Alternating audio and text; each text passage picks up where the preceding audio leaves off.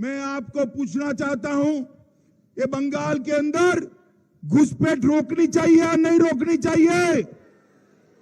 माताएं बहनें बताएं, घुसपैठ रोकनी चाहिए या नहीं रोकनी चाहिए?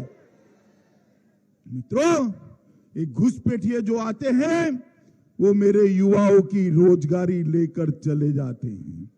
ये घुसपैठिए जो आते हैं गरीबों का चावल छीन लेते हैं।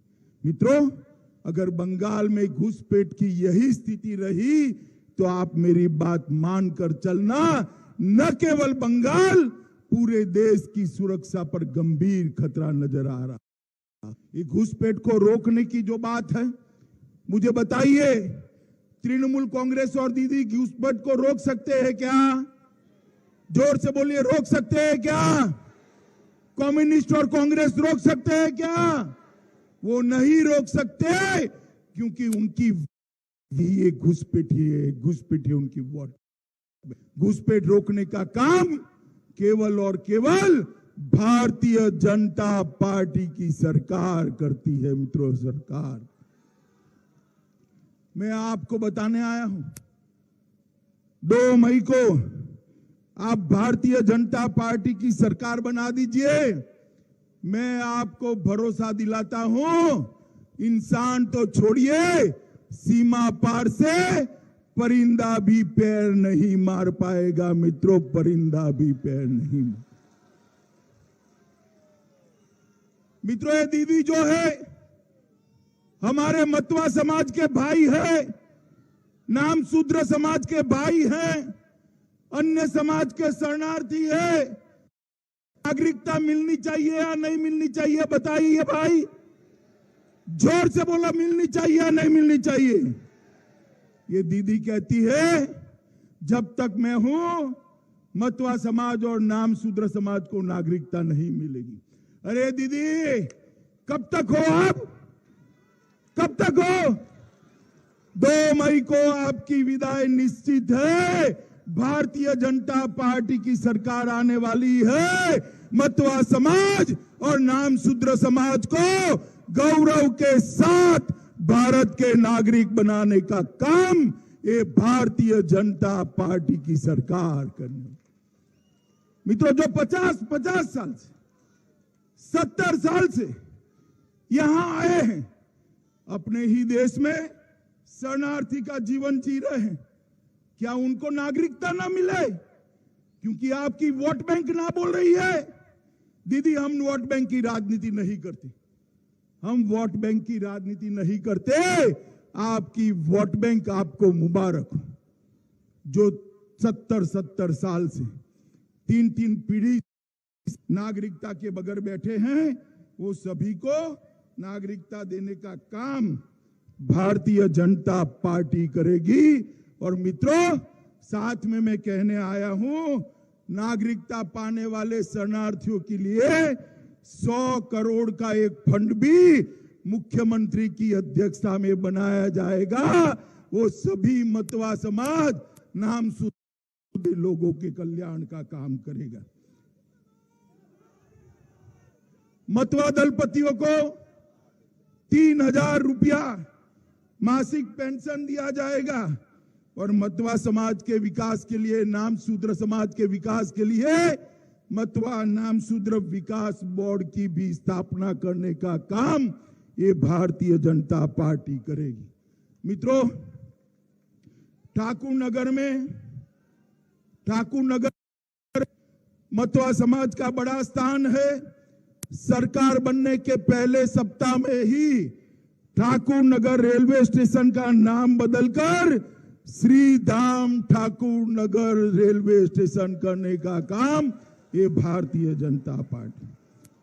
ये ठाकुर नगर को तीर्थ यात्रा के रूप में विकसित कर पूरे देश भर के यात्री ठाकुर नगर आए और हमारे पूजनियों को श्रद्धांजलि देने का काम करे। इस प्रकार का हम काम करेंगे। और श्री श्री गुरुचंद ठाकुर मंदिर को पर्यटन सर्किट के अंदर जोड़ने का काम भी ये भारतीय जनता पार्टी की सरकार करने वाली। मित्रों, मैं आपको बताने आया हूं, मोदी जी हर किसान को, देश भर में हर किसान को 6,000 रुपया हर साल भेजते हैं। आप लोगों को मिलता है क्या? मिलता है क्या? क्योंकि ये दीदी बीच में रोक लेती है। ये कहती है 6,000 रुपये की किसानों को जरूरत नहीं है। भैया बताओ जरूरत है या नहीं है? है या नहीं है? है या नहीं है? 3 साल से 6,000 रुपया नहीं दिया। मगर मैं आपको बताकर जाता हूं, 2 मई के बाद भारतीय जनता पार्टी की जो सरकार बनेगी, 18,000 रुपया सीधा आपके बैंक अकाउंट में जमा करने का काम करेगी। और उसके बाद हर साल 10,000 रुपया हर किसान को दिया जाएगा। सालाना 6,000 रुपया हर मछुआरे को दिया जाएगा।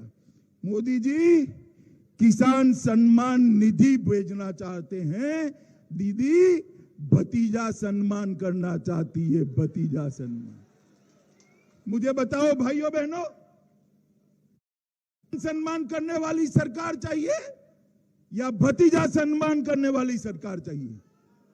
जोर से बोलो, किसान सम्मान या भतीजा सम्मान? पूरे बंगाल से यही आवाज आती। मित्रों, मोदी जी ने एक प्रधानमंत्री आयुष्मान भारत योजना लाए हैं, जिसमें हर गरीब को 5 लाख तक का पूरा खर्चा नरेंद्र मोदी सरकार स्वास्थ्य का उठाती।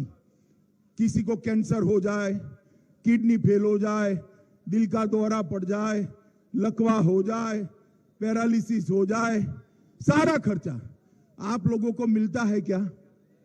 मिलता है भाई? ये माताएं बहनें बताए, मिलता है क्या? क्योंकि इसलिए नहीं मिलता, ये दीदी रोक कर बैठी। दीदी को हटा दीजिए। 2 मई से ही हर गरीब को 5 लाख रुपया, 5 लाख रुपया स्वास्थ्य का पूरा खर्चा भारतीय जनता पार्टी की नरेंद्र मोदी सरकार देगी। मित्रों, नरेंद्र मोदी मोदी जी प्रधानमंत्री आवास लाते हैं। मोदी जी प्रधानमंत्री आवास लेकर आते हैं गरीबों के लिए। दीदी अपने कैडर के 2-2 मंजिला मकान बना रही। ये सिंडिकेट वाले सब 2-2 मंजिले का मकान है। अम्फान में मोदी जी ने चावल भेजा, गरीबों का चावल गई। मित्रों, मोदी जी आर्थिक विकास चाहते हैं, दीदी घुसपैठ को बढ़ावा देना चाहती हैं। मित्रों, मैं आपको पूछ रहा हूं, आप चाहते हैं या नहीं चाहते कि चुनाव शांति से हो? चाहते हैं या नहीं चाहते? बताओ, चाहते हैं ना? अबे दीदी कहती है सेंट्रल पैरामिलिट्री फोर्सेस का घेराव कर दो, दंगे कर दो। मित्रों, मैं आपको कहकर जाता हूं, आप 22 तारीख को वोट देने निर्भीक होकर निकलिए। कोई दीदी के गुंडे की, कोई माइके लाल की हिम्मत नहीं है कि आपको परेशान करे। किसी की हिम्मत नहीं। जब जनता जागती है, गुंडे भागते हैं। अब बंगाल की जनता जागरूक हो चुकी है। मित्रों, दीदी कितनी भी हिंसा कराना चाहे, उनके एक नेता कहते हैं 11, 14 और 16 में जैसा हुआ ऐसे ही होंगे। भैया, अब जनता जागरूक हो चुकी है, आप ऐसा नहीं कर पा सकते।